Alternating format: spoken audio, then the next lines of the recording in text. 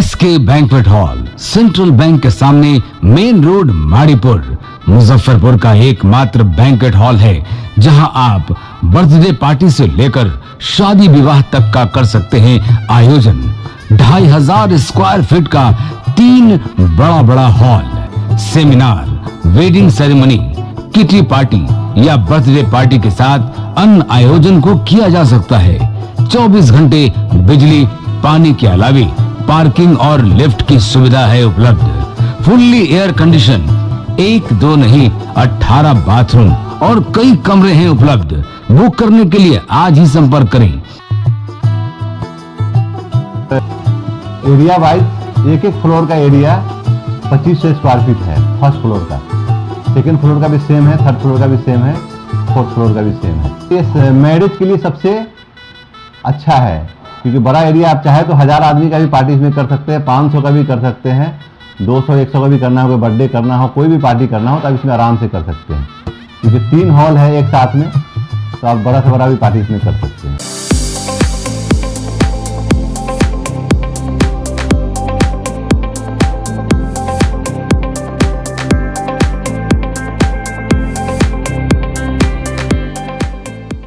इस शो के प्रायोजक है मां भवानी डेकोर प्राइवेट लिमिटेड, मतलब a complete floor solution, new 0 mile Dadar road, Muzaffarpur.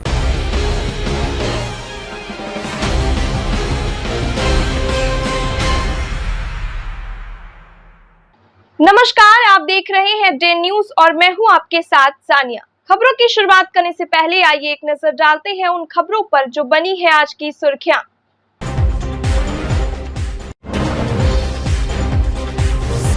5 highway लुटेरे गिरफ्तार, व्यवसायियों को बनाते रहे हैं निशाना, कई मामलों का हुआ उद्भेदन।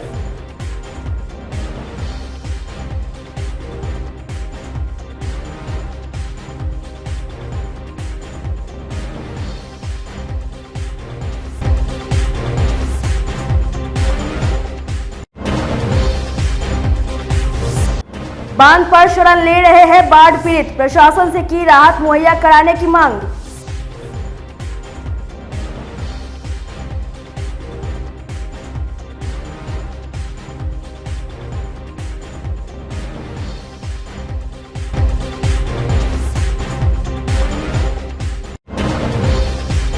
और सिकंदरपुर स्टेडियम के पुनर्विकास की बढ़ी मियाद, अब अगले साल बनकर होगा तैयार।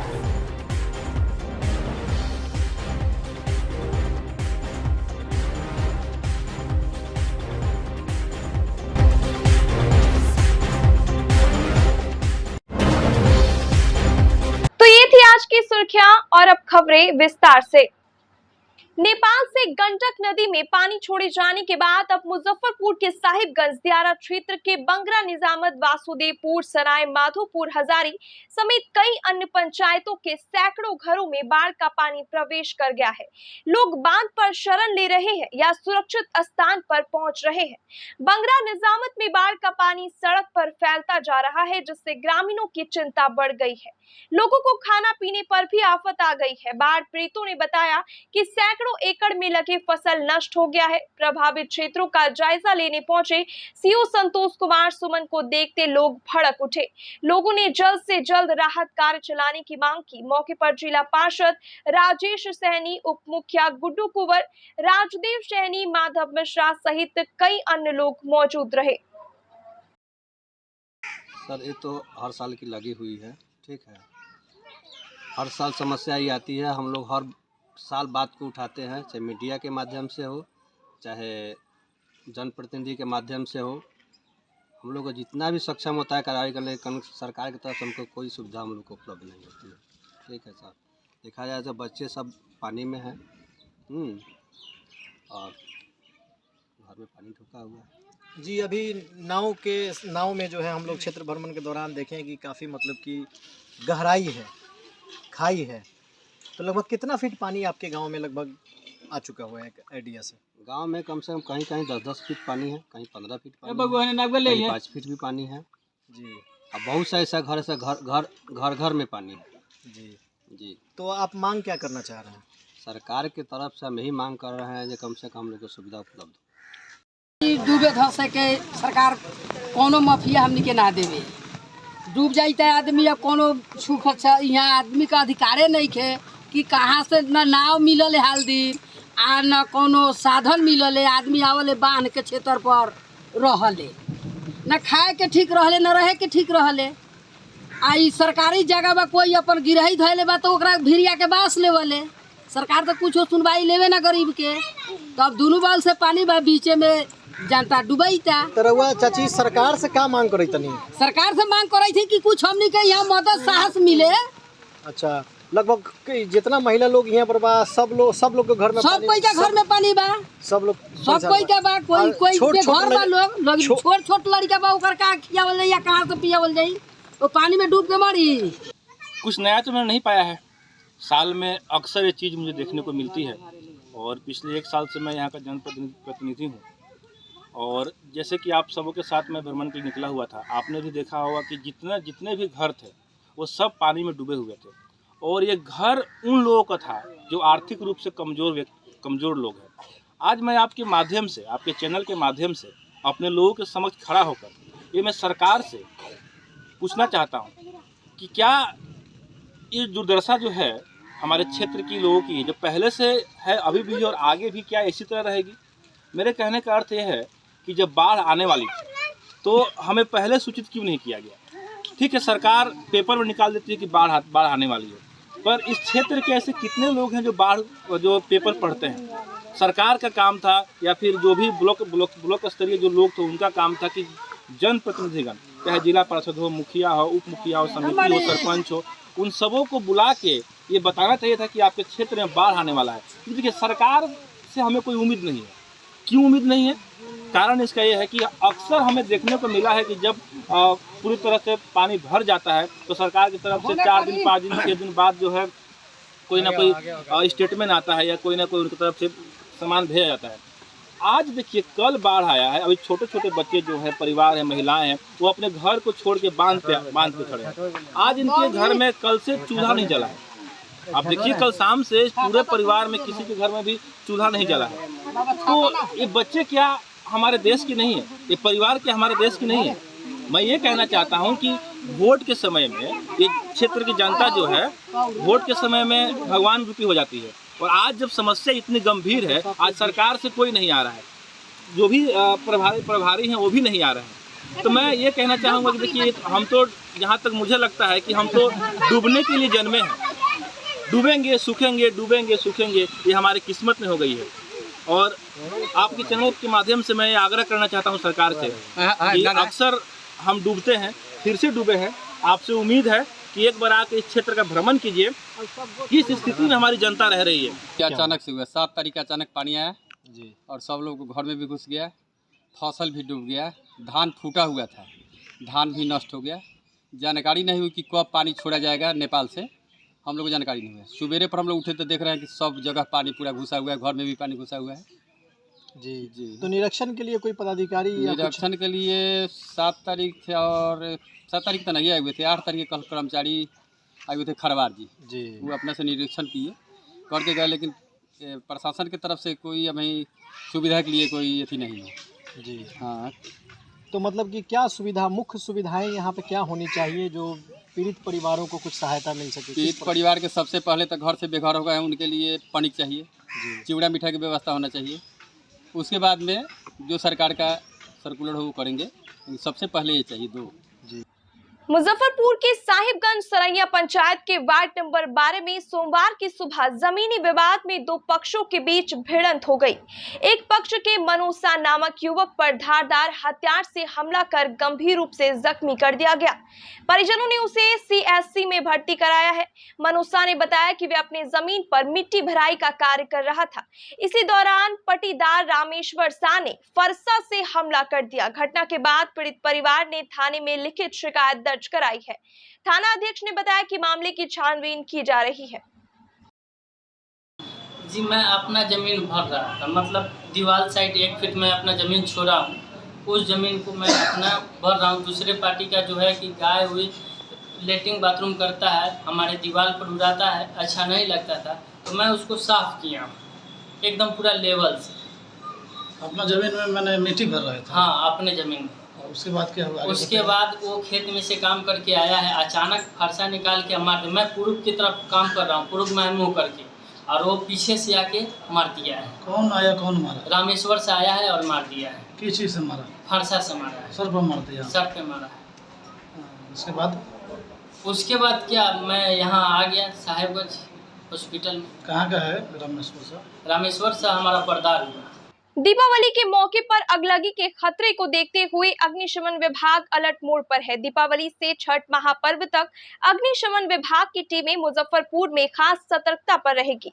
पटाखों की वजह से अगलगी की घटनाएं ना हो पाए और हो तो सही समय पर जान माल की सुरक्षा की जा सके, इसके लिए अग्निशमन विभाग ने पूरी तैयारी कर ली है। अधिकारियों के अनुसार जिले में अग्निशमन दस्तों को कई स्थानों पर दीपावली की ड्यूटी के लिए तैनात किया जाएगा। दमकल वाहनों के अलावा हाइड्रोलिक प्लेटफॉर्म की भी तैयारी रखा गया है। आग बुझाने के लिए फोम और अन्य संसाधनों का भी इंतजाम विभाग की ओर से किया गया है। ऐसे रहे हैं हमारे पास अवेलेबल मने कि 3 बड़ी गाड़ी और 10 छोटी गाड़ी है, जिससे हम शहर का मने कि उसमें 10 गाड़ी जो है सो सभी थाना में उपलब्ध है, एकदम प्रेजेंट है, टेबल मुस्तैद है। और यहाँ भी मने कि जो बड़ी गाड़ी है और यहाँ भी सभी फायरमैन चालक सभी अलर्ट मोड में हैं। और अभी इधर अब दशहरा बीत गया है, लेकिन हम लोग और एक्टिव हो रहे हैं अभी दीपावली और छठ के लेके, और उसमें भी पूजा पंडाल जो बन रहा है उसको निर्देशित किया जा रहा है, उद्घोषणा पत्र प्रदर्शित करने के लिए कहा रहा है। पूजा पंडाल जो बन रहा है उसको फायर रिटार्डेंट सोल्यूशन से उपचारित करके पंडाल लगाने के लिए कहा जाएगा भी, और कह भी रहे हैं। पटाखा मंडी पर क्या निर्देश दिया गया? पटाखा मंडी में मने कि वहाँ पर जो दुकान है उसको मने कि निर्देशित किया गया है कि सभी को कि मने दो फायर एक्सटिंग्विशर और फायर बाल्टी रखने का निर्देश दिया गया है, और रखा हुआ है भी, हम देख लिए हैं इसको। लेकिन और भी अलर्ट है, और वहाँ पर एक गाड़ी भी हम प्रतिनिधित्व करेंगे उसमें, दीपावली के समय में भी करेंगे। वहाँ आपकी तरफ से गाड़ी मतलब रहेगा? हाँ रहेगा वहाँ पर। आम लोगों से क्या अपील रहेगी सर? आम लोगों से अपील है, खुशी का त्यौहार है तो बच्चे पर ध्यान देना होगा। पटाखा छोड़ते समय उसमें वहाँ पर अपने खुद रहेंगे बच्चे, तो खुशी में पटाखा छोड़ेंगे, लेकिन वहाँ पर सतर्क है। 2 बाल्टी पानी, 1 बाल्टी पानी जरूर रखें वहाँ पर, और खुले स्थान में छोड़ें ताकि किसी को कोई दिक्कत न हो। सूती कपड़ा पहन के ही मने उसमें पटाखा का एंजॉय लें। और हमारे पास गाड़ी है, सभी अलर्ट मोड में है, गाड़ी सभी ठीक ठाक है, सब एकदम तैयार है। बढ़ती नियुक्ति के आधार पर कार्य बंद करने के डाक विभाग के आदेश से ग्रामीण डाक सेवक बेहद आक्रोशित है। ग्रामीण डाक सेवकों ने विभाग के इस आदेश को नियम विरुद्ध बताते हुए सोमवार को कंपनी बाग स्थित प्रधान डाकघर में जमकर प्रदर्शन किया। परमंडलीय अध्यक्ष धीरज कुमार ने बताया कि डाक विभाग के आदेश के खिलाफ ग्रामीण डाक सेवक प्रधान डाकघर में अनशन पर बैठे हैं। रिक्त पदों पर कार्य कराने के बावजूद 3 माह के वेतन का भुगतान नहीं हुआ। भुगतान जल्द करने और आदेश वापस लेने की मांग करते हुए डाक सेवकों ने कहा कि ऐसा नहीं होने पर आगे उग्र आंदोलन किया जाएगा। जिंदाबाद जिंदाबाद जिंदाबाद जिंदाबाद जिंदाबाद डाक प्रशासन के रवैये के कारण हम लोग भूख हड़ताल पर गए हैं। हम लोग से जबरन काम कराया जा रहा है। हम लोग को जो है 4 से 5 घंटा का ही कार्य है, परंतु एक डाकघर से दूसरे डाकघर में 8 घंटा 10 घंटा कराया जाता है। उसके एवज में हम लोग को पैसा नहीं दी जाती है। हमारे कर्मचारी जो है आमरण अनशन पर बैठे हुए हैं, इसलिए हम सर्किट सेक्रेटरी महेश पासवान को आना पड़ा। क्या आगे रणनीति होगी इसको लेकर? यदि मांग पूरा नहीं करते तो हमारे कर्मचारी अनिश्चित आमरण अनशन करते रहेंगे, या जो है जो समस्या आएगी झेलते हुए हम लोग आमरण अनशन करवाएंगे। मुख्य मांगे क्या क्या है? मुख्य मांगे हम लोग को जो है 3 महीना का जो है काज करा करके और पैसा नहीं दी जा रही है, और जबरन जो है पोस्टमैन MTS की जगह पर हमारे GDS को काम कराया जा रहा है। उसको कहते हैं कि आपका जो है से कि ऑर्डर कर दी जाएगी, परंतु ऑर्डर भी नहीं कर रहे हैं। ऑर्डर भी हो भी जा रहा है तो उस पर हम लोग को वेतन नहीं दी जा रही है कर्मचारियों का। पूरे बिहार का मामला है यह, जो प्रशासन जो का रवैया जो है ठीक नहीं है। हम लोग का जो है बधुआ मजदूर की तरह लोग देख रहे हैं। मुजफ्फरपुर में स्मार्ट सिटी योजना के अंतर्गत सिकंदरपुर स्टेडियम के पूर्ण विकास की मियाद मार्च 2023 तक बढ़ा दी गई है। सिकंदरपुर स्टेडियम के निर्माण पूरा करने के लिए एजेंसी को करीब 10 महीने का अतिरिक्त समय दिया गया है। आपको बता दें कि स्मार्ट सिटी प्रोजेक्ट के तहत सिकंदरपुर स्टेडियम को संवारने की योजना पर काम चल रहा है। इस पर 19 करोड़ 36 लाख रुपए खर्च होंगे। अब तक आधा काम भी नहीं हुआ है। स्थिति को देखते हुए निर्माण एजेंसी ने मुजफ्फरपुर स्मार्ट सिटी लिमिटेड से काम पूरा करने के लिए और समय की मांग की थी। डीएम प्रणव कुमार ने एजेंसी को निर्देश दिया गया कि बढ़े हुए तय सीमा में स्टेडियम का निर्माण कार्य पूरा कर लिया जाए। लगभग जितने भी कार्य होने थे सभी का टेंडर हो चुका है और टेंडर के पश्चात सभी को कार्यादेश निर्गत हुआ है। कतिपय कारणों से कुछ परियोजनाओं में समय विस्तार दिया गया है। इसको लगातार मॉनिटरिंग करके यथासंभव यथाशीघ्र पूर्ण कराने का निर्देश भी दिया गया और मेरे द्वारा भी इसकी समीक्षा भी आज की जा रही है। और ये लगातार हम लोग प्रयास करेंगे कि जो निर्धारित अब समयावधि बढ़ाई गई है उस समयावधि में निश्चित रूप से गुणवत्तापूर्ण कार्य संपूर्ण किया जा सके। बिहार विश्वविद्यालय अंतर महाविद्यालय शतरंज प्रतियोगिता का शुभारंभ सोमवार को आरडीएस कॉलेज में हुआ। मुख्य अतिथि कॉलेज की प्राचार्य अमिता और आयोजक रविशंकर ने खेल की शुरुआत की। 3 दिवसीय इस शतरंज प्रतियोगिता में विभिन्न कॉलेजों की 12 टीमें भाग ले रही है। आयोजक रविशंकर ने प्रदेश के दूर दराज से आए छात्र छात्राओं को अच्छे प्रदर्शन के लिए शुभकामनाएं देते हुए खेल भावना के साथ इस प्रतियोगिता में भाग लेने का आग्रह किया। आज बिहार यूनिवर्सिटी 2022-23 का जो कैलेंडर स्पोर्ट्स कैलेंडर आता है उस कैलेंडर के तहत आज चेस मेन और विमेन का टूर्नामेंट जो इंटर कॉलेज होता है वो हमारे रामदयालु सिंह महाविद्यालय के प्रांगण में स्पोर्ट्स काउंसिल आरडीएस कॉलेज के द्वारा आयोजित किया गया है, जिसमें कुल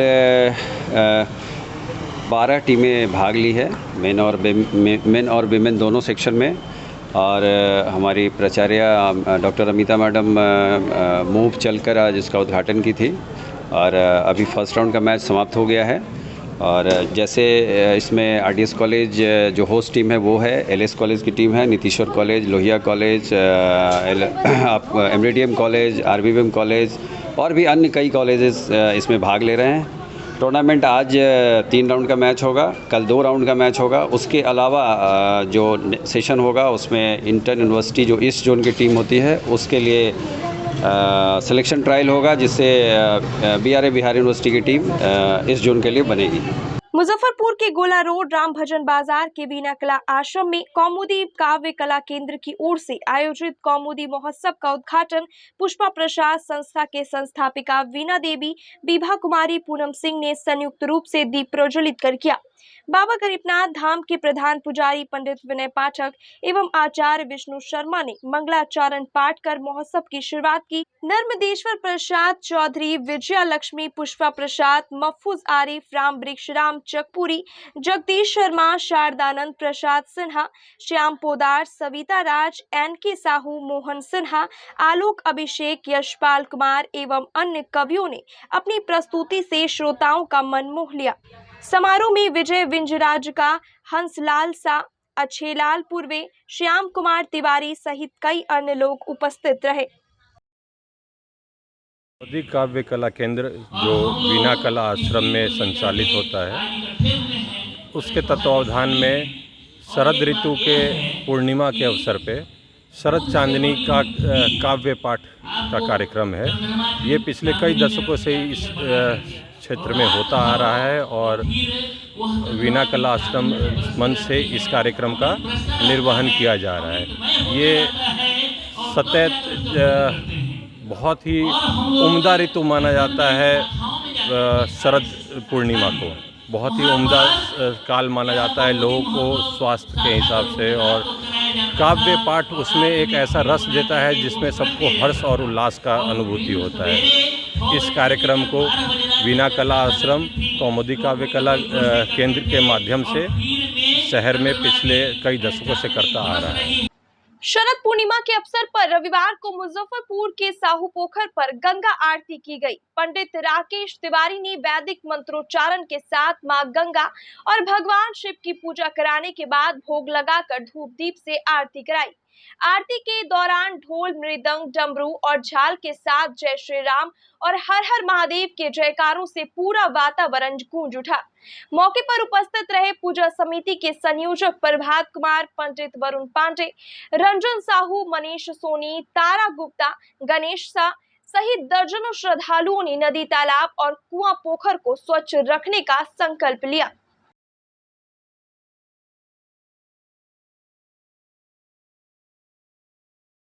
हर महीने साहू पोखर पर पूर्णिमा को लेकर गंगा आरती की जाती है और उसी को लेकर आज आश्विन पूर्णिमा के अवसर पर, और आश्विन पूर्णिमा को हम लोग शरद पूर्णिमा के नाम से भी जानते हैं, आज देवता जैसा मान्यता है कि देवता आज जो हम लोग खीर का भोग लगाते हैं, ऊपर खीर रखते हैं, उसमें जो है अमृत की वर्षा करते हैं। और आज से एक नए ऋतु शरद ऋतु का भी प्रारंभ होता है, जिसे लेकर आज साहू पोखर पर महागंगा आरती की गई।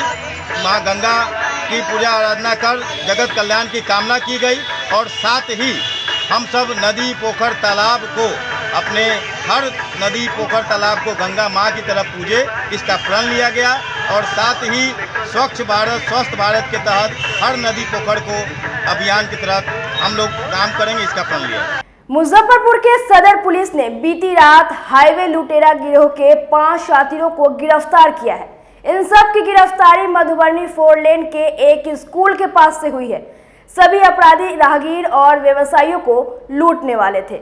गिरफ्तार अपराधियों के पास से पुलिस ने देसी कट्टा, गोली और मोबाइल बरामद किया है। पकड़े गए लुटेरों में कुडनी थाना क्षेत्र के सकरी सरैया निवासी प्रिय रंजन राज उर्फ मोहन, दजरिया निवासी रोशन कुमार, कफेन निवासी अजीत कुमार उर्फ आदित्य, तारसन निवासी रोशन कुमार और चढ़ुआ निवासी रोहित कुमार शामिल है। सदर थानेदार सत्येंद्र कुमार मिश्र के मुताबिक ये सभी 2 साल से लूटपाट करते रहे हैं। मधुबनी 4 लेन पर 2 साल में लूट की कई घटनाओं को अंजाम दे चुके हैं।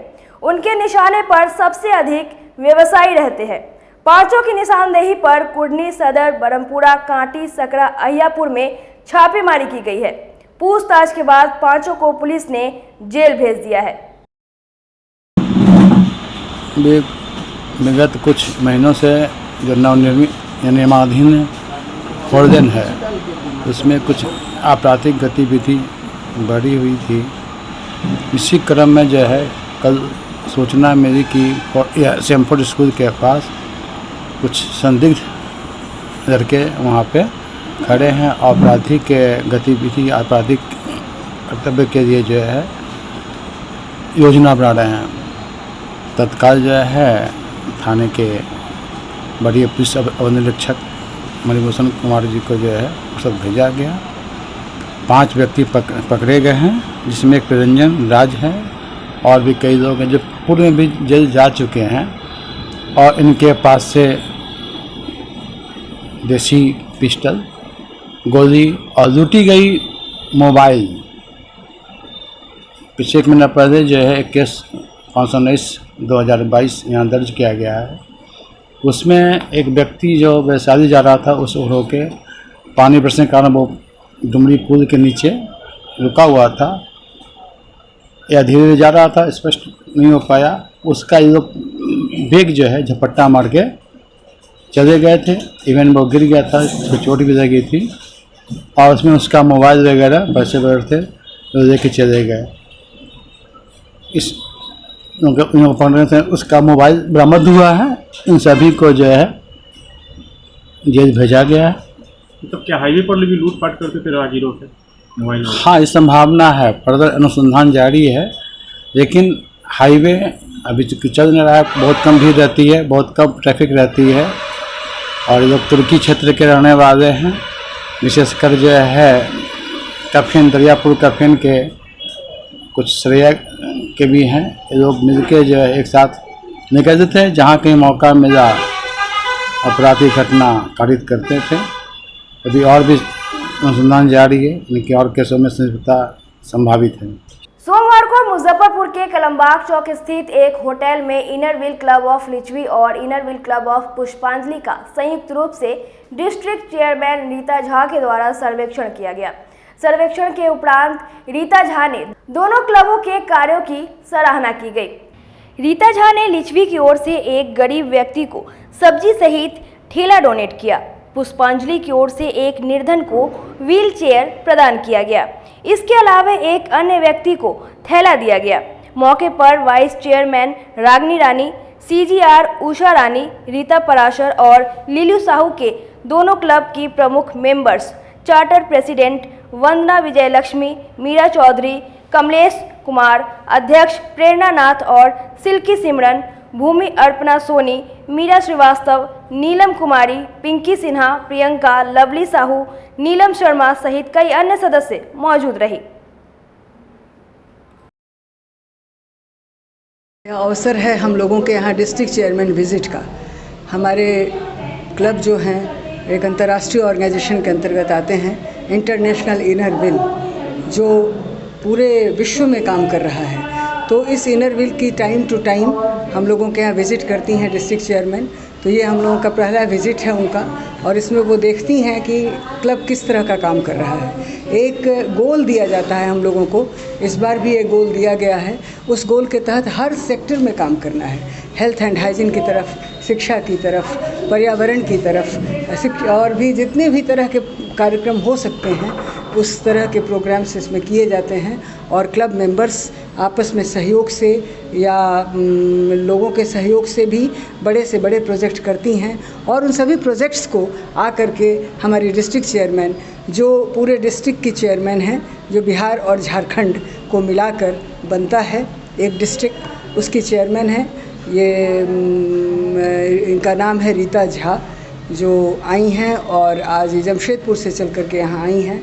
और इन्होंने सुबह से दोनों क्लब, आज पुष्पांजलि क्लब और इनर व्हील लिच्छवी, इन दोनों क्लबों का ज्वाइंट वेंचर यह प्रोग्राम हो रहा है। और दोनों क्लबों के प्रोजेक्ट्स को इन्होंने देखा, और सुबह से आकर के सभी क्लबों को देखने के बाद इन्होंने एक्जीक्यूटिव मीटिंग भी किया, और उसमें सभी क्लब के फाइल्स देखे और उन लोगों के कार्यक्रमों के बारे में उनसे पूछा, क्या उनके टारगेट्स थे, क्या उन्होंने अपने टारगेट्स प्राप्त किए, इन सब बातों की जानकारी ली। और उसके बाद जनरल मीटिंग की गई है। जनरल मीटिंग में भी उन्होंने बताया, लोगों को मार्गदर्शन दिया, अपने अनुभव बताए, और दोनों सेक्रेटरी ने भी अपने अपने कार्यक्रमों की विस्तार से चर्चा की अपनी रिपोर्ट में। इस तरह आज का यह कार्यक्रम विशेष रूप से वर्ष भर किए जाने वाले कार्यक्रमों का एक अवलोकन है डिस्ट्रिक्ट चेयरमैन के द्वारा। अपने आप को फिट रखने के लिए लोग आजकल तरह तरह के तरीके अपना रहे हैं। वास्तव में खुद को फिट देखना चाहते हैं तो मुजफ्फरपुर के पुरानी बाजार सत्कार ज्वेलर्स के ऊपर स्थित आर्याज फिटनेस सेंटर में जरूर पधारें।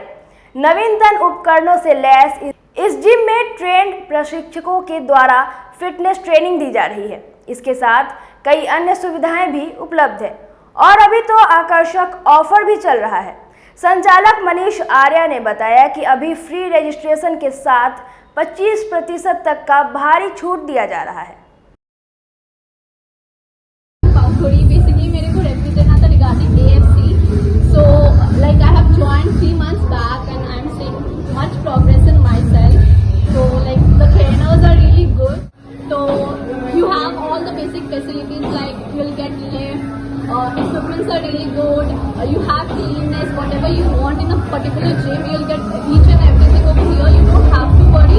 Basically, the atmosphere is really good. So, if you want to come, so just join it and go for it.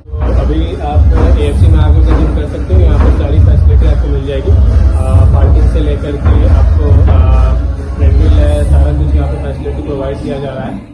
Hi guys, हम लोग अभी AFC में हैं। यहाँ के ट्रेनर माहौल सब बहुत अच्छा है, आप हमें अच्छे से आगे ज्वाइन कर सकते हैं। हम लोग अभी आर्याज फिटनेस सेंटर में हैं। ये जिम पुरानी बाजार में आधार सेवा केंद्र के ऊपर में है, 2nd फ्लोर पे है। यहाँ पे हम लोग काफी सुविधाएं प्रोवाइड कर रहे हैं, जैसे कि यहाँ पे इलेक्ट्रॉनिक मशीनें हैं, इलेक्ट्रॉनिक मशीनें हैं, रनिंग के लिए ट्रेडमिल है, जो भी नए नए इक्विपमेंट्स हैं जिससे आजकल वर्कआउट हो रहा है, जो इम्पोर्टेंट है, वो सारा कुछ यहाँ पे फैसिलिटी उपलब्ध है।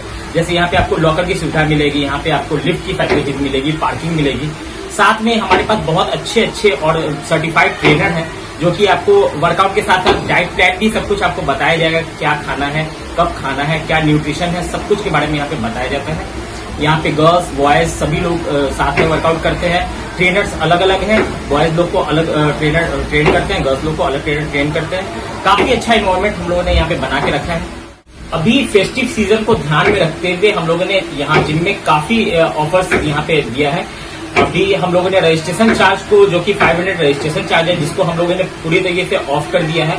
ये पूरा छठ पूजा को लेके, दीपावली को लेके और फेस्टिव सीजन को लेके ये स्पेशल डिस्काउंट है।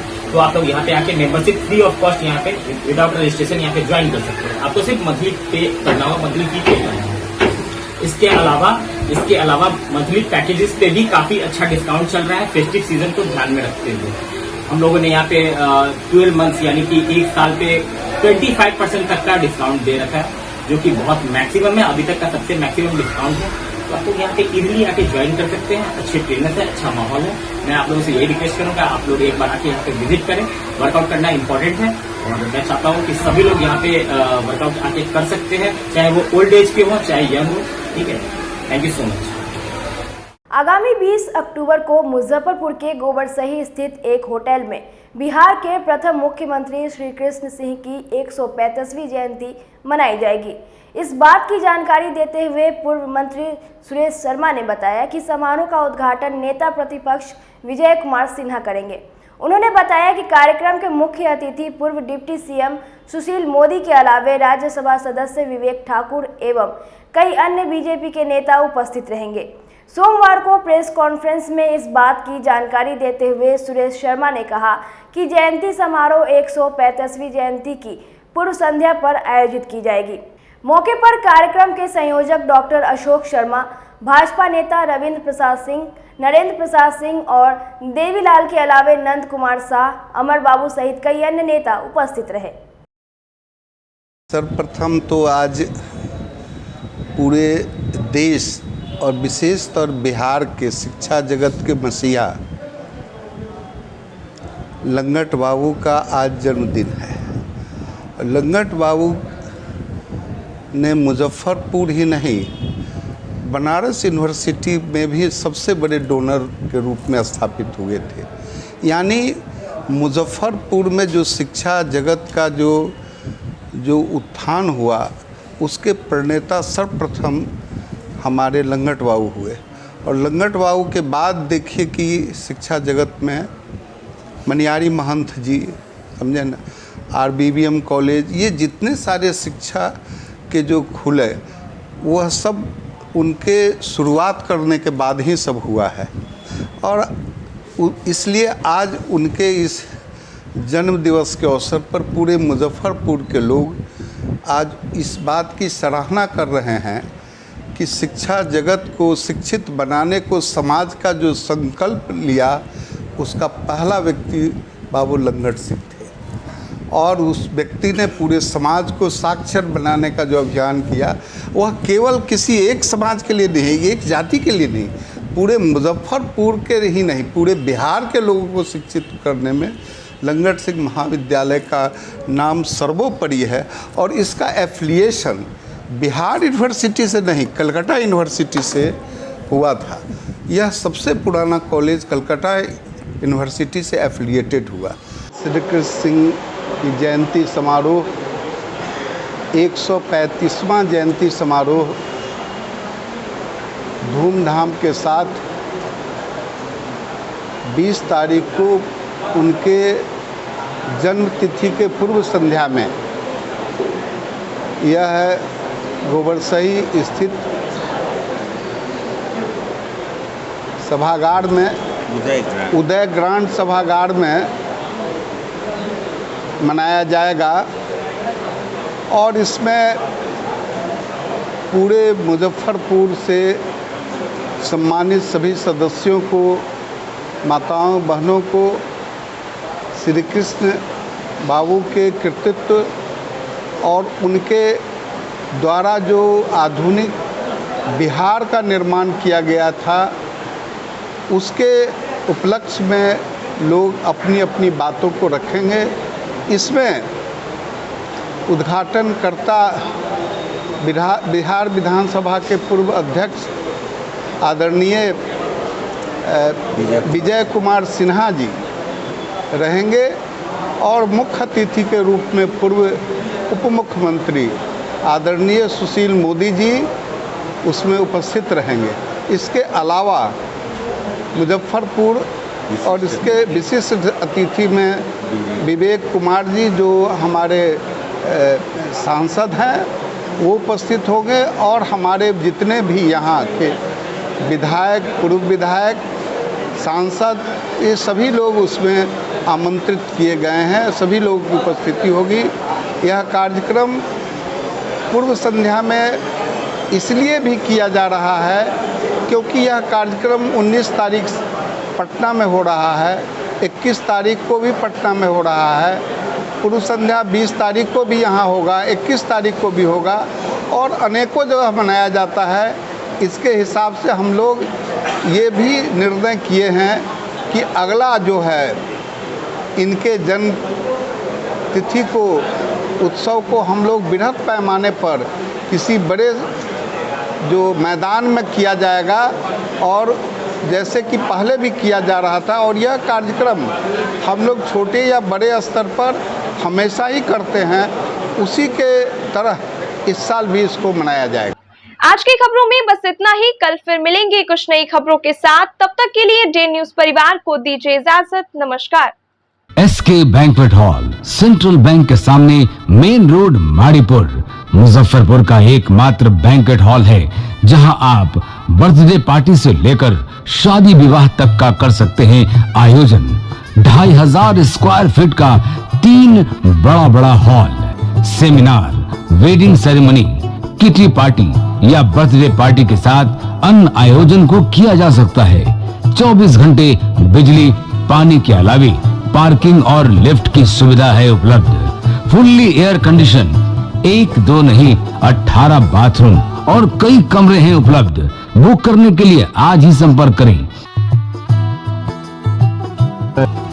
एरिया वाइज एक फ्लोर का एरिया 2500 स्क्वायर फीट है। फर्स्ट फ्लोर का, सेकेंड फ्लोर का भी सेम है, थर्ड फ्लोर का भी सेम है, फोर्थ फ्लोर का भी सेम है। ये मैरिज के लिए सबसे अच्छा है क्योंकि बड़ा एरिया आप चाहे तो 1000 आदमी का भी पार्टी इसमें कर सकते हैं, 500 का भी कर सकते हैं, 200 100 का भी करना हो, कोई बर्थडे करना हो, कोई भी पार्टी करना हो तो आप इसमें आराम से कर सकते हैं क्योंकि 3 हॉल है एक साथ में, तो आप बड़ा से बड़ा भी पार्टी इसमें कर सकते हैं।